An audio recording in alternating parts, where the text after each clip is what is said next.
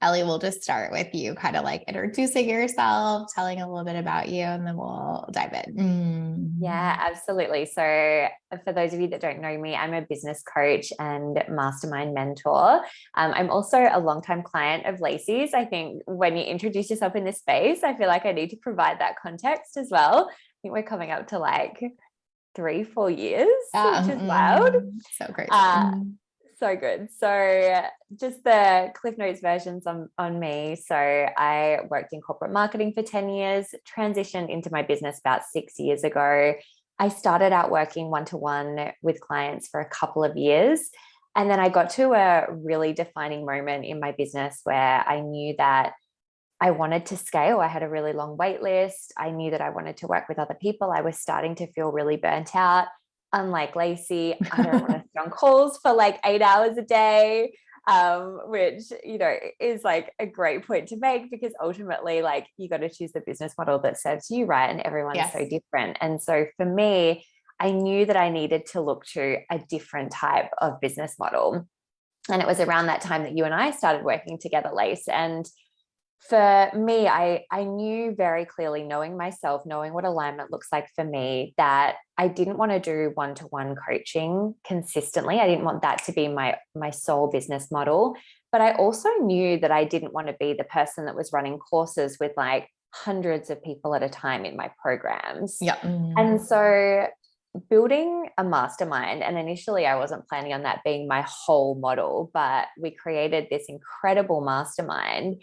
And one of the reasons why I think I was able to build out something that is best practice is because I'd actually never been in a mastermind myself. And so I was so focused on creating something that was results generating and that was really going to serve our clients' needs. And I set about to create that. That was the Swift Marketing Mastermind, which is now called Swift Mind. Fast forward 4 years down the track, we now have 3 masterminds. I've built a solely mastermind business model, 7-figure solely mastermind business model.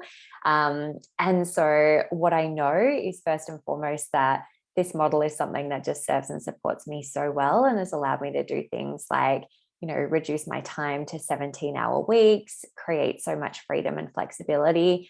And also it's a space that serves my clients. And so it's really a model that is both A, valuable for your ideal clients, and B, something that you can scale and create ultimately that scalable business that you want. So good. Okay. So hi to everyone here. Hey, Fiona. Hi. Hey, Annie. Hey, Katie. Hi. Hey, Dominique. I'm sure I missed some of y'all. I'm so sorry, but so happy to have you here again. Feel free to ask questions. We always do a giveaway for our live streams because I talk a lot and you could spend your time anywhere. So as a thank you, we're doing, I think, a $100 gift card giveaway this time. If that's not what we're doing, it is what we're doing now, because I just said it. So Megan's like, what is happening? That's what's up. Hi, Neela. Hi, Jess. Oh, so cute. Tuning in from Parker's gymnastics class. So cute. Thank you for being here with us. So yeah, I think the first thing that I think is helpful to just say about this is like, this is why I feel like I'm so passionate about talking about the partnership model. You're so passionate about talking about mastermind model, like, because it depends, like, what fits you, what works for you, what works best for you. And like finding that thing is the thing, right? And you can support clients in your mastermind that do want to grow with one-on-one. I can support clients that do want to scale with a mastermind. Like, those don't have to not fit together. But I think it is just really helpful that when you've found like a model that works for you, you want to like shout it from the rooftops and talk about it, but you also like know that it works for you because it works for you. And I think that's really helpful to say too. So I think like, hopefully this is an opportunity for everyone listening to just like explore if this might work for you and to like come at it from that angle. Cause I think that sometimes we can get so rigid. It's like, that's the way to scale. And there's like a million, right? But like you pick what fits best for you. And if like the stuff Ellie was saying resonates, then like that's something to look into. Or maybe you're here and you already have a mastermind and you just want to hear like a little bit more about best practices, which is something we're going to dive into too. Like, I think we'll talk about like a lot of the stuff that people don't always share, like what to do if someone has a refund request, or like what to do if someone's like monopolizing all the time, or things like that, that I think one, people like don't know how other people are handling it, but also like I think it makes people scared to do a mastermind. So we'll talk about some of that too. But I think the most important thing that I would love to dive into first is just like running it in a results generating way. I feel like that's something you've been able to do really well. I also feel like it's something you've from behind the scenes, I've watched you put a tremendous amount of like effort, focus, and attention into. And I think that doesn't always happen. And that's not always something that people are thinking like, oh, that's a really good thing to put my time towards. I mean, obviously they should be. I don't know why that's confusing, but I just don't think that gets talked about or taught in our space that much, where it's like, what you have built your business off of is these great mastermind models. But one of the reasons it's been so easy for you to maintain that is because you have a lot of people come back again and again. And why do people come back again and again? Because it's built in a results generating way and because they really appreciate the container. So would love to just talk about that a little bit and kind of frame up the idea that like thinking about running your mastermind in that way is also great marketing and great scalability. Totally. Well, look, I feel like you kind of gave away the punchline in the best way a little bit just then, because this is going to sound obvious, but stick with me because it's obvious, not obvious. And that is that if you want to create a mastermind that's going to help your clients generate results, then when you're creating said mastermind, set the container for results. Yep. So how many times do we go to create some sort of new offer or new program? And like, you know, if anyone's guilty of this, like tell us, but also we've all done this before at some point.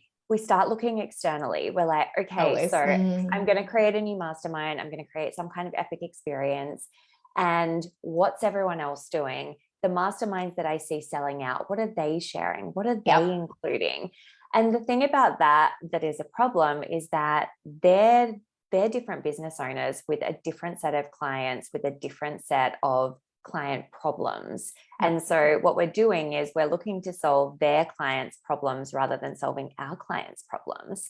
And so we really need to bring it back and make it more of a staying in our lane decision, which is to ask the question of, okay, so based on my clients, what do they specifically need to generate results? Like, what are the things that move the needle forward for them? What are the things that support them to grow their businesses or completely, you know, overhaul their diet and lifestyle, or, you know, depending what type of coach or consultant you are.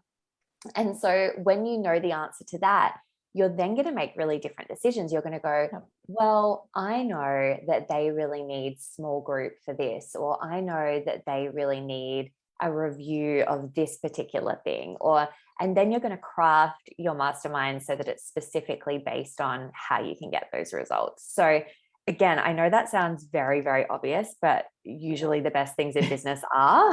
Do you know what's so funny? My email that I always like send an email on Fridays, and the email that I have going out tomorrow, it says file this week's email under things that should be obvious but aren't, because like that's that, right? Like things that should be obvious, design it with your client results in mind, but aren't, right? So I think that's really helpful. And I think that like watching you go through the process, like one of the best things about your process, I think, was that you hadn't been in a mastermind. So you like really had the gift and ability to just be like, what works here?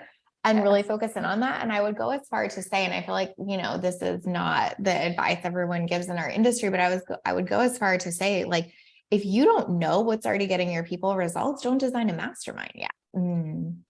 Right? Because like, that's when you do have bad experiences, I think, both as the person running it and as the client, because there's not this foundation it's set on. It's like, you just looked at what someone else is doing and doing it versus being like, well, I already know this works. And I literally have data that says that. How do I just incorporate it into a more scalable model? Yes. And have conversations with your clients. Like, you know, in designing a mastermind, we're coming back to basic principles of business here. Like, have conversations with your clients to know what it is that they most want. Have conversations with your clients to understand what they're seeking from a mastermind experience. I mean, when I first created my mastermind 4 years ago now, masterminds were quite new on the scene in the coaching consulting space. And so back then people were really excited by, our mastermind, and were less kind of considered about what was included. Unfortunately, and you alluded to this before, over the last 4 years, masterminds, as they've developed, we are seeing a lot of fluff. Like there's a lot of masterminds out there that aren't inclusive of results generating components. They're not actually designed to support people. And so for all of you that are here listening to this, that's actually a massive benefit to you if you're looking to create a mastermind, because it means that you've got a really great opportunity to actually create something that's different and unique and going to truly support your clients. And that's one of the best things that you can speak to right now is, hey, these are the amazing things within this mastermind. These are the exact ways I'm going to support you to get these results. This is what it looks like. This is why you should join this experience. So, and I would add, and I have data that says this is what works. And I've tested this with clients and I know this is what works. And then it right, I think there's so much about being a true expert in that. And not that we all, don't have stuff to learn, but I'm saying really feeling like, what works for people and being confident enough to say the ways in which you've incorporated it. Yes. Yeah, I got that. She has a question on balancing multiple programs. So I'll put that up at the top here. We'll get to that. That's a great one. But yeah, I think that is like a selling point right now to be able to say hey, I actually know this works. I've actually tested it. I actually have results that, back this up. And this is why I've designed it this way versus I've designed it this way because that's what I saw someone else do. I would even say if you're a person thinking about joining a mastermind, that's a question I would ask. What made you design it in this way? What made you decide on structuring it this way? Know the answer to that. So you feel really confident in being oh, this person did that with thought and intention. And there's a reason and a why behind all of it, which is important. Definitely. And, the other thing I'd add to this part of the conversation is there is mastermind best practice. Let's just call it 100 people on a call is not a mastermind. Yep. 50 people on a call is not a mastermind. Yep. Totally. Program name. No, I said that's a group program. That's a group program. Yeah, I thought you're that's a program. Yeah, exactly right. And so, people have started throwing around the term mastermind at times when it's not truly a mastermind. Yep. And so recognizing what actually is mastermind best practice, because there really are, there really are things that people are expecting when they hear that term mastermind. And if we don't deliver on those specific things, then we're not going to be selling products that people are going to keep coming back to. And you made that point before, Lace, we have a really high retention rate, which I'm so grateful for. And I heard you say some names before of women who have been in our masterminds, who are potentially live right now, who have been in our masterminds for years and years and, get incredible results and come back time and time again. And I know that's because they feel seen, they feel witnessed, they know I'm there to help them to deliver the best possible results. People are going to feel that. And so ultimately, creating from that place is everything. Totally. I think that, well, let me ask you this, because I know everyone listening probably has this question. And then Dominique has a good question too that I'll ask you. But amazing. Where you said 100 people isn't, what is in your opinion, if somebody's listening and they're okay, let's not 50, but is it 20? Is it 25? What do you recommend there? What do you do there? What works best for you there? So best practice is a number where everyone in the experience is going to be able to get the promise that they came in, that you sold them on, right? Yep. Totally. So I know I'm obviously not giving a specific number, but that's going to vary. And I've got clients who have different numbers depending on A, the promises of what they're selling, and B, the type of capacity that they have.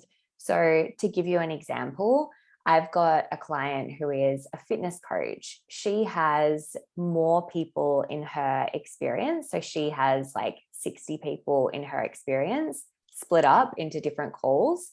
But she has bigger mastermind spaces than say I do, because she's working very much running specific type of programs that she's sharing and communicating with everyone. And it's going to be less bespoke for each of them.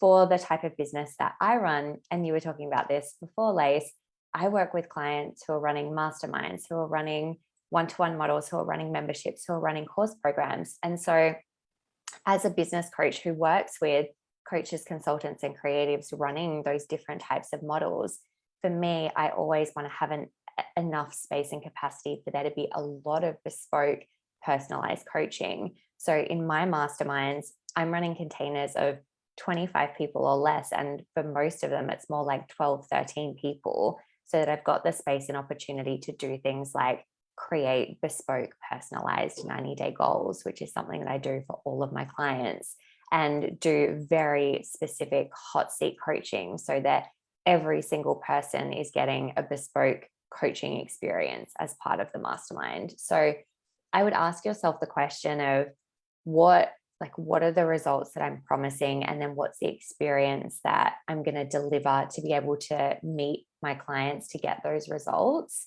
Yeah. And then based on that, that will help you come up with a clearer number about what you can create.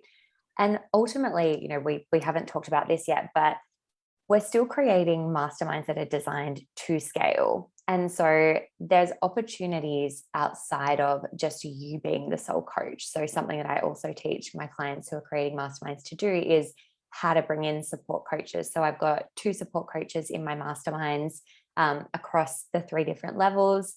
And so, utilizing those support coaches means that obviously I can scale as well. It means I can hold more people. It means, to start to chat to that question that was asked before, that I'm able to hold those different groups as well, because I've got incredible people supporting me to do that who are like better coaches than me, quite honestly.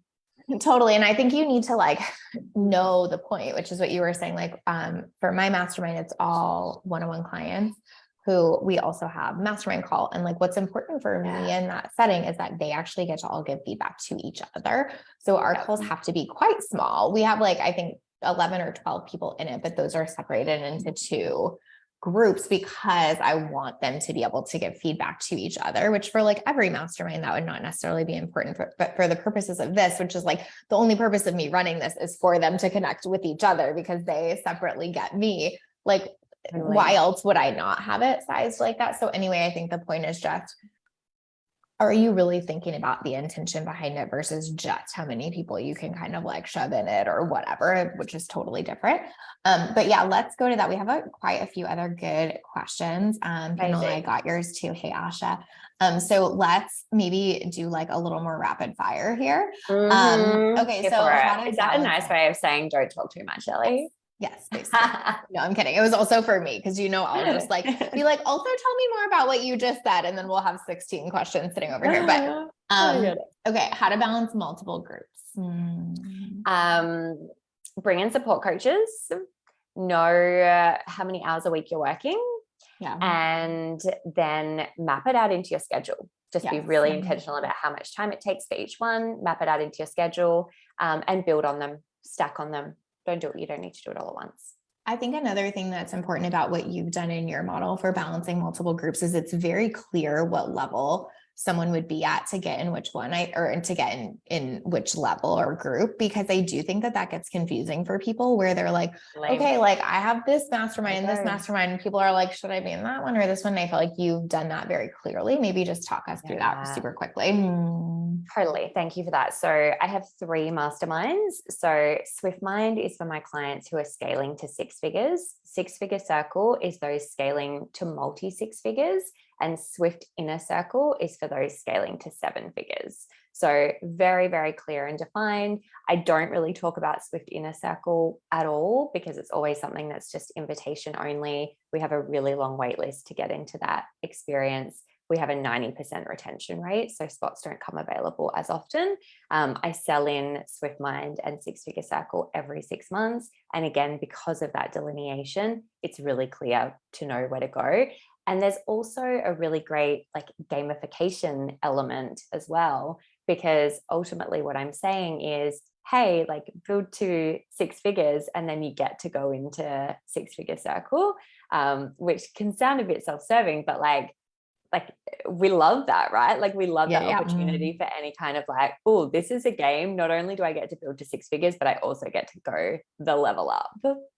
Totally. And something else that's important about what you just said that I think helps in the balance sector of that is that you're not launching 3 masterminds. Like, you've never launched inner circle. And so I think that's important to say too. Not that you probably couldn't, but I think your year gets very tight if you're trying to like balance multiple groups, not just in the running, but the launching. So just wanting to name that too. Like, that's another way that happens, is that you don't have to launch inner circle. It's a really good point. So if you are doing tiers, I would get really clear on what your year looks like and basically not deviate from that. So we never start a calendar year being like, when are we going to launch everything? It's like every year we launch Swift Mind and 6 Figure Circle in March and September. We map out things around that. We know exactly what that looks like. And so, you know, my calendar's ultimately set out for me.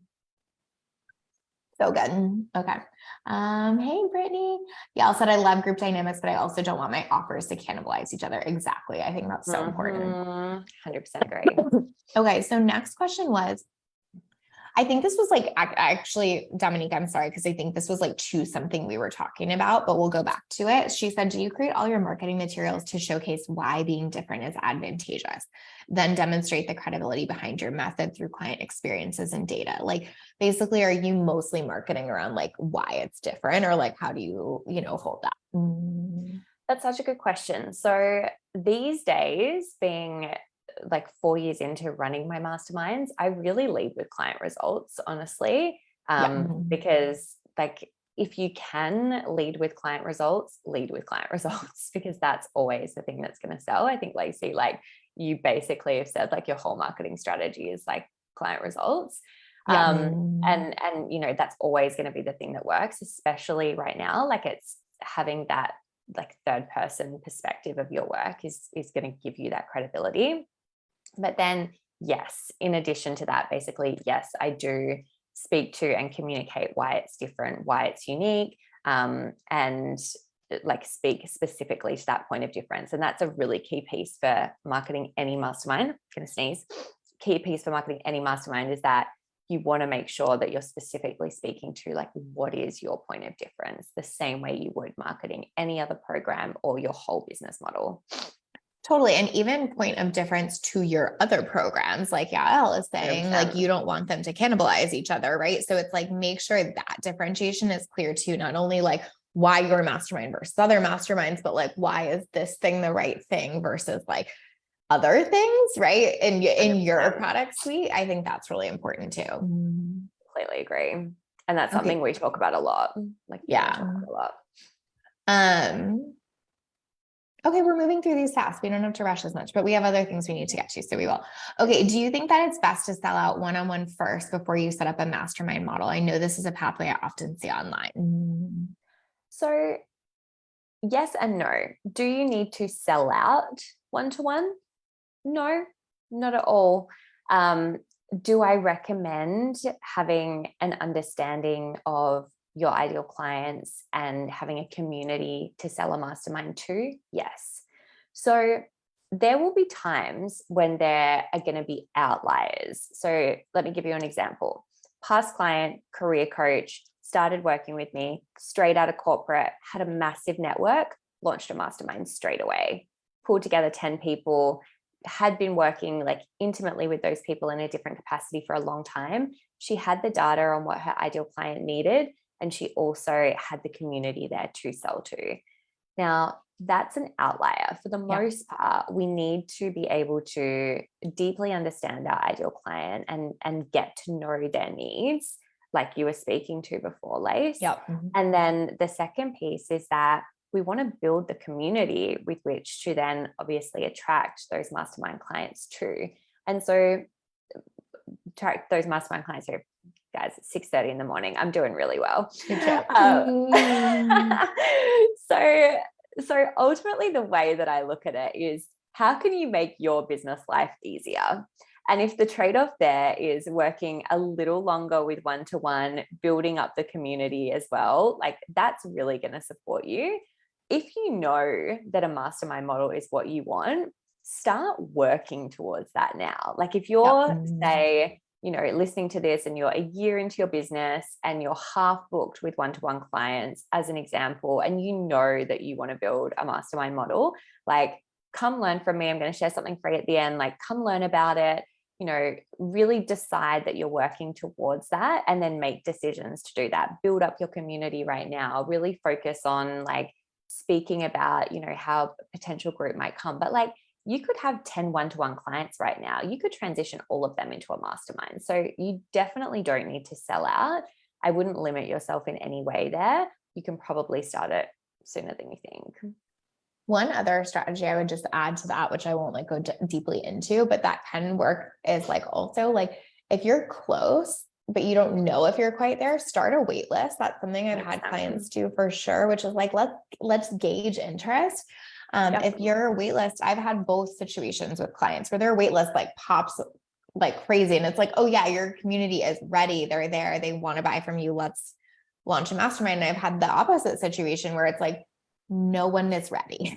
Like you need more time. We need to get them ready. Like don't go through a whole launch. You know what I mean? So that can be like a good, like test the waters way to lean into that without being like fully committed to running it, but with still like knowing that that's your intent. Can I add something to that as well? Like, so the other thing that I would say around that is like, when you are starting your first mastermind, if you're transitioning clients from one-to-one to mastermind, and I've got a whole strategy around this that works so well, but essentially it's like taking your clients on that communication journey to the mastermind. It's worth knowing that the biggest objection that you're likely going to get is, I don't know about group.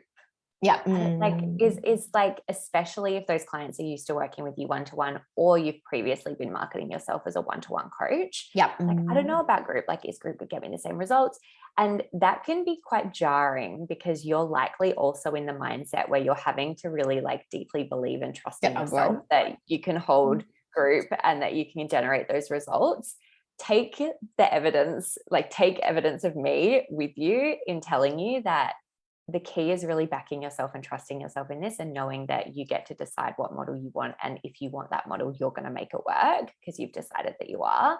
And then the second piece is truly communicating that to your ideal clients, like really, really trusting and sharing with them, like this mastermind has been designed to help you get the best possible results. And okay, you're dying. No, I'm fine. Just like hit me out of nowhere. And so when you are able to really back yourself and go all in from that place, your people are going to feel that from you. Back in the early days, I got so many group objections, probably because it was a reflection of my tentativeness. Nowadays, I still get them quite a lot, but it's almost like of course, that's the objection. Here's all the reasons why that's not a problem. So good. Okay, someone else asked, Dominique asked, what's the difference between a group program and a mastermind? Great question. So a mastermind is more focused on, essentially a mastermind is not just about you coaching the people within the space or teaching the people in the space. It is a program and an experience where a big selling point of the structure is that people are coming together in community to learn from one another. So I always position this with my clients as like, you're coming in as leaders. You know, you all are your own leaders in different ways, and you all have information to share. And so therefore, because of that, it's something where it's not just like me speaking one-to-one with every individual person or me speaking collectively to the group. It's all of us together supporting and serving one another. And for us in our masterminds, that plays out in the Slack channel, on calls, and in all sorts of communication. So that's the biggest difference. Is group programs, it's way more about like the teaching, the content, the you delivering. A mastermind is far more collaborative. Totally agree with that. And I think that that's where people get confused, because I think a lot of people will call it a mastermind, but won't run it like that. And so I think that that can get confusing. And I also think that you have to, and this is like a whole other rabbit hole we won't go down, but I also think you have to determine what that looks like. Like maybe it looks like they support each other, like Ellie was saying, in Slack and not on calls, but or maybe it looks like it's always on calls or whatever it is. Like you get to decide what that is for you. But I think like, yes, the point should be that we're all literally masterminding together, Yes. as opposed to like what I think can happen sometimes is like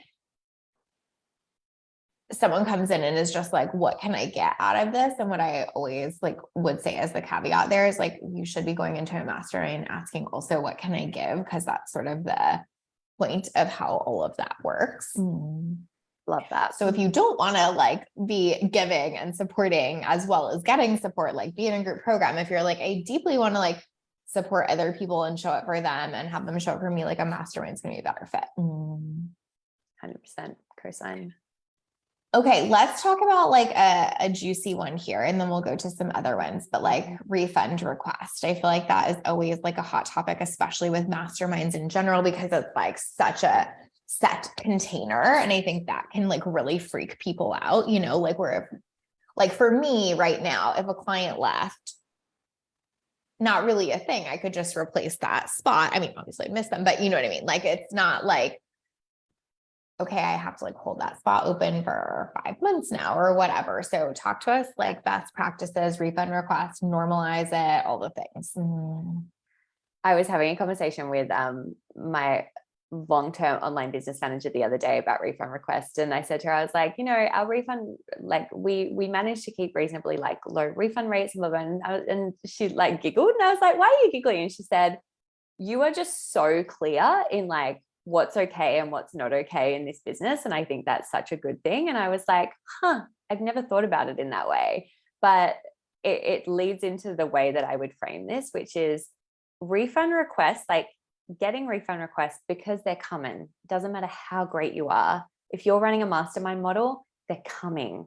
Failed payments are coming. It's all coming. It means jack shit. If you're running any business model. Yes. It means that sweet FA about you, despite what people will tell you online. It's just that you're running a business and those things are going to happen when you're working with the peoples.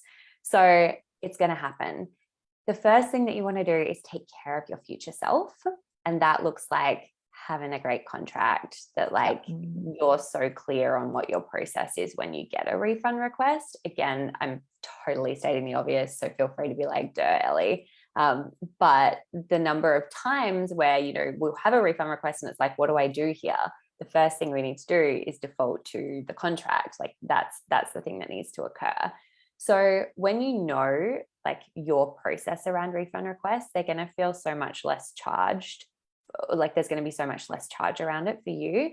So the way that I handle refund requests is that if one comes through, I assess them all on a case-by-case basis. So for me, it's not just like this black and white thing. It's like, what is this refund request coming in for? Gratefully, we've never had a refund request that has been because somebody thinks our container sucks. It's always been a like life circumstance in some way. So I'm going to take you from like the more standard to the extreme and just give some examples here. So I have had like refund requests where there've been like change of mind stuff or things that are coming up for people where they just don't know whether it's right for them anymore. But like it's really kind of unwarranted, and like it's not necessarily anything that's on me. It's like them just having a change of mind. And I've enforced that we have, or like just a bad refund week in their business sometimes, which is what we can do to ourselves. Yeah. Totally. And I've enforced that there's a no refund policy. Like I'm a business owner running a business, hiring team, doing all those things. If it's a like open close container, so not a rolling mastermind where I can replace that space, like that's with love, not my problem, you know?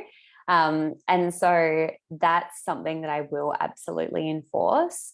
If there's like some sort of gray area, our process is that we will go into a 60% buyout clause.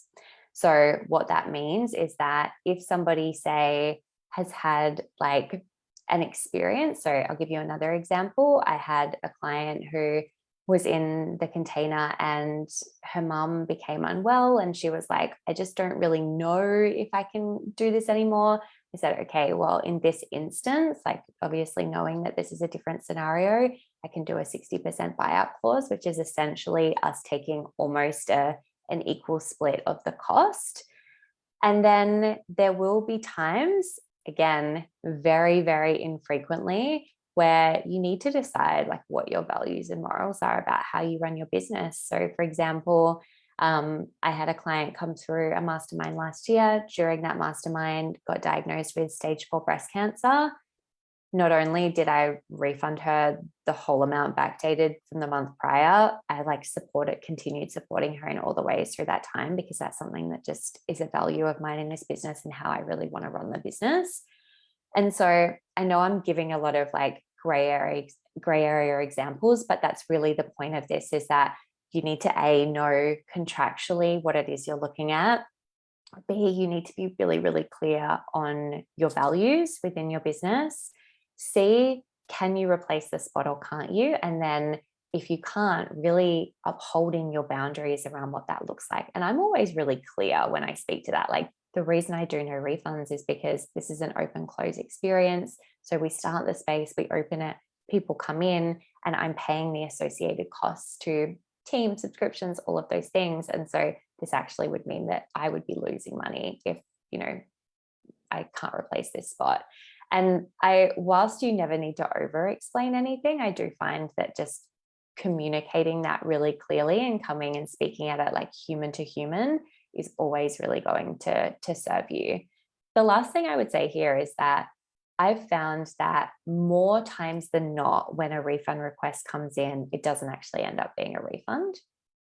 So what I mean by that is that maybe someone has just jumped themselves off a cliff that week, or maybe there's something going on where there needs to actually be a conversation. Like, a lot of the time it will be me jumping on the phone with somebody and saying like, what's actually going on here, or what's coming up in this moment, and giving yourself that space and opportunity to work through that to come to the best possible outcome for both yourself and your client, rather than jumping to conclusions yourself. Oh my gosh, so many thoughts here, but like two things that really come up. One is like, I think that like, that's like the part most people miss, is just being willing to be like, can I ask more? Like, Totally. Like, can I like not immediately take off my coach hat because I'm like pissed or something? And I feel like we almost like can like, what's that saying? Like, get our back up or whatever. Do you know what I mean? And like, like when that comes in and like want to go immediately into like, well, here's what the contract says and da da da. And like that contract conversation is like, after we're like human to human, tell me what's going on here. Like, having coaching.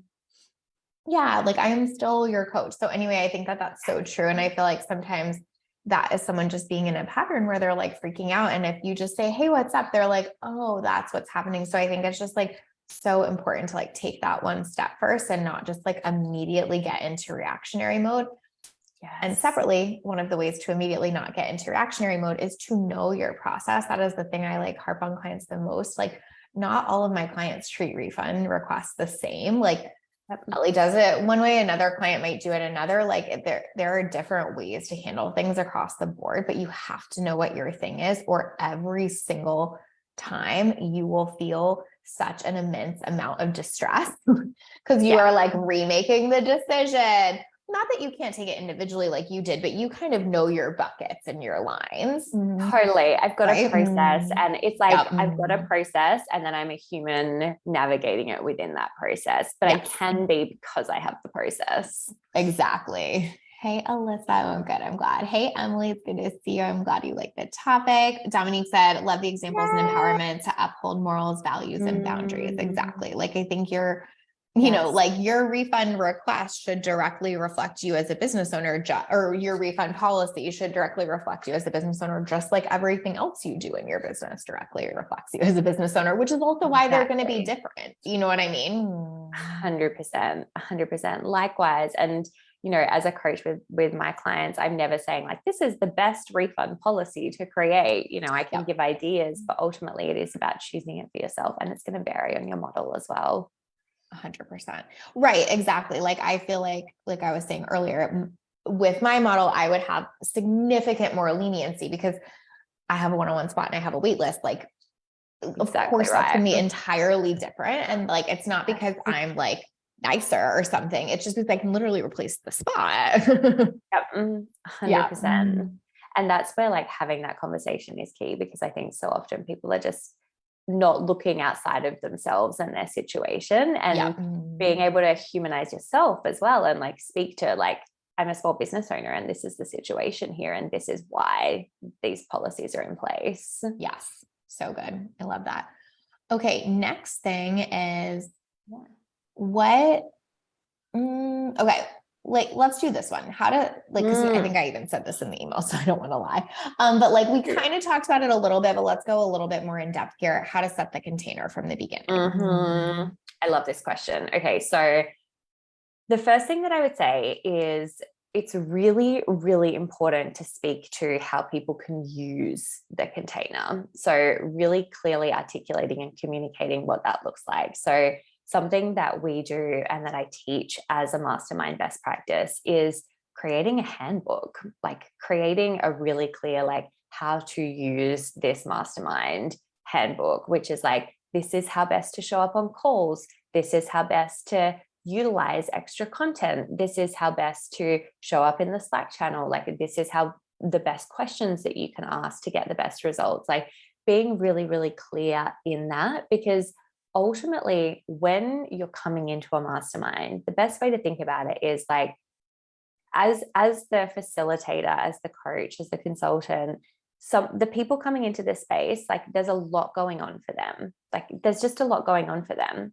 And so I think it's really useful to know and feel compassionate towards that. They're coming into a space where they're like, where do I fit in this experience? Who are the other people that are going to be in here?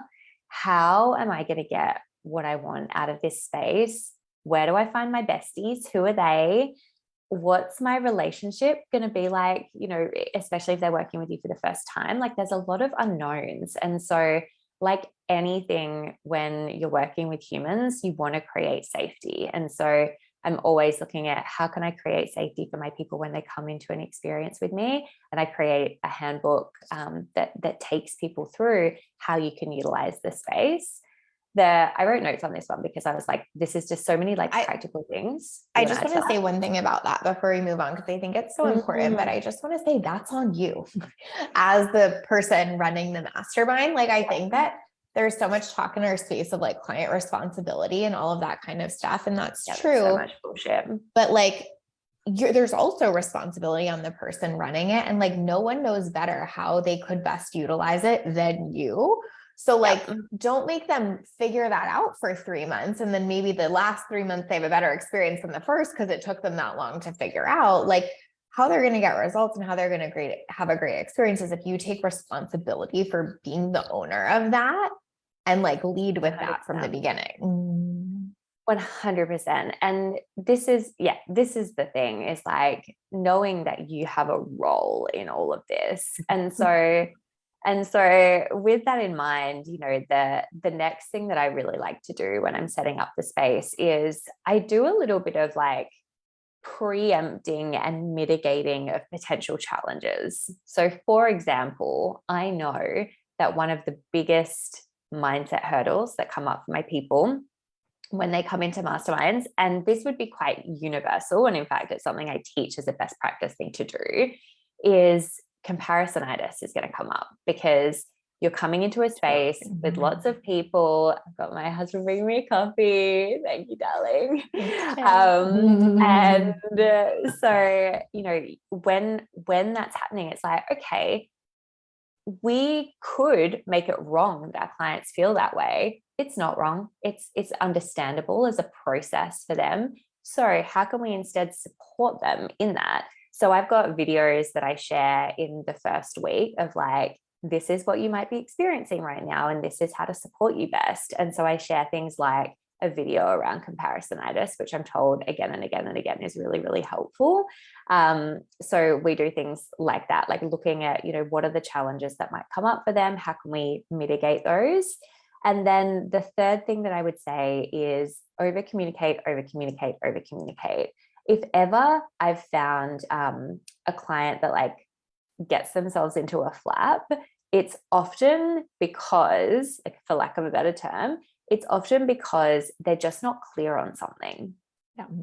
And so the best possible thing you can do is like over communicate. And one of our core values within our team is over communicate, over communicate, over communicate. So we do that with our clients. And so we guide them through onboarding emails in that first week, like daily emails that share and communicate exactly what's coming in the experience. Like we take them through that process and we refine it so much over time as well. So again, you know, if somebody is purchasing a $10,000 experience from you or a $20,000 experience from you, how can you create like a premium experience for them as they're coming into that space? Because like you said, Lace, that is 100% your responsibility to do that. Yes. And premium experience, I feel like gets so misconstrued too, because it doesn't mean like you send them like the most massive gift or you what it's Yes. like you make them feel safe and supported and to know like what to do, which is like what people are actually 100%. craving. Okay, I'm gonna ask you one more quick question and then we'll wrap here. But Beautiful. Perfect. I think another thing that freaks people out is like what to do if somebody's monopolizing all the time. Yes. Because I think that like, especially if you're used to coaching one-on-one and then you're transitioning to a mastermind, I think that can be a big fear. And I also think like if someone has been in a mastermind where that happened, they're so scared of it happening to them. So what is like best practice in that way? Okay, so as a business owner, if you've got that fear, like you know how to have hard conversations as a business owner. Like you've had them at this point, you know how to have them. It's just another semi-hard conversation that you would be delivering with love. So the way that I would do this is it really depends on the like the type of experience that's going on, but ultimately one of two things would occur. You would reset the boundaries again, or just remind people of the boundaries collectively. So like sharing and communicating that with everyone. And that might be if you've got a couple of people who are maybe doing a little bit of monopolizing, or if it's one person specifically, just having a private conversation with them around like how they're going to be able to get a better use of their own experience if they stick within those boundaries, and that you've created them that way, obviously, so that they can maximize the experience. And also, obviously, it's just going to create space for other people as well. Sometimes they won't even realize that they're doing it. Most of the time, they won't even realize that they're doing it. Enter that conversation with love rather than berating them, because again, you know, they probably don't even realize that they're doing it. And just, you know, encouraging them to have that open conversation with you of like, if there's anything else there that you can support them around. So just entering that conversation with love, like knowing that 9 times out of 10, that's not a thing. Totally. I also think it's like the frame is to be like, this is just a need that they have that might feel like it's going unmet right now. So how can I be like, hey, what need are you having that is not fully getting met in that time or whatever? And there's like a million ways to redirect that. But I think what Ellie said is so important is I feel like sometimes, again, it's like that thing that like makes us have a reaction, like a refund request or someone like taking too much of the time instead of kind of just being like, hey, there's probably like more to this story here. Let me like lead with figuring that out and finding that out. And like, if you're a coach, you're good at figuring shit out and asking questions. And so just like, I feel like there's very little that putting on your coach hat can't solve. But when you're putting on that, like someone's doing this in my container hat, it's like impossible to kind of like really approach that from the right direction. So just love what you said and couldn't agree more. So true. So true. So easy to get freaked out. And then also there are some people that are just like super long-winded. So that's something too, like you might just have like if you have a private conversation, you might just have like a nice way that you guys know you'll say that to them. Like, definitely. Good, I feel Ellie? Like, or whatever you might have, but like, right.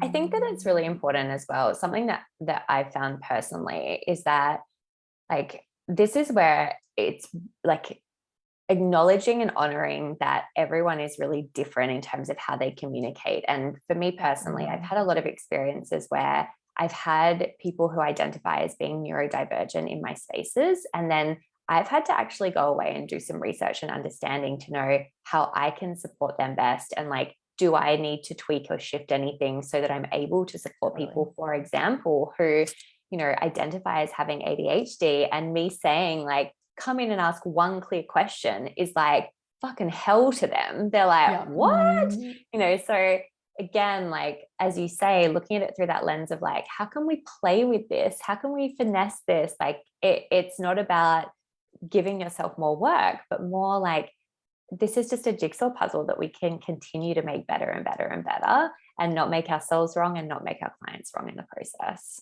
I do know that some masterminds, and like this personal preference, right, but actually do use a timer just to be like extra respectful of everyone's time. Like when you start, like whatever it would be, like a 10-minute timer goes on, like you get your 10 minutes, use it fully. When the timer goes off, that's your time up. Like that may or may not feel like good to someone, but I also think that sometimes just having that like external boundary versus you always having to be the one to set it can be very like safety giving to you and participants as well. So like, if you don't feel super skilled at that yet, and it feels good to just kind of like have that in your back pocket, that's always something you could think about too. Totally. It's an option that's there. Okay. So tell us everything. Tell us where they can again find you, but also training coming up, all that kind of stuff. Basically, one of the reasons we wanted to have Ellie on here is because she has something coming up in terms of a training for a mastermind that I think is so helpful for people. And I think it's so different. Like everything in our industry is about like how to sell your mastermind, which like is important. And I know you will go into, but like how to run a mastermind that sells again and again is an entirely different thing. So I just feel very passionately about having that, not me, but about like our industry having that conversation more. So anyway, that was one of the intentions of having Ellie here. So tell us where they can connect with you on that, find out more about that, all the things. Amazing. So look, I agree. And I think something that you've been speaking about a lot, Lace, which is almost like a really good connective thread here, is how, we've spent so much time in the coaching and the online space where it really has been a seller's market. And as we shift away from that, what is more important than ever, and I think it's an incredible thing, is looking at, well, are my programs best practice and are my programs really exceptional? And so if you're somebody who has a mastermind model right now and you're just always looking at being better at what you do, which is all of us, or you are considering starting a mastermind at some point, whether it's now or later, then I would love to come and support you with this. Having, again, run masterminds for the last 4 years, I know that I'm so well placed to be able to speak to what truly works and what helps your clients to get really incredible results. So I've created a free 3-day training. Don't try and say that too quickly. Especially before all your coffee. I'm doing fucking well.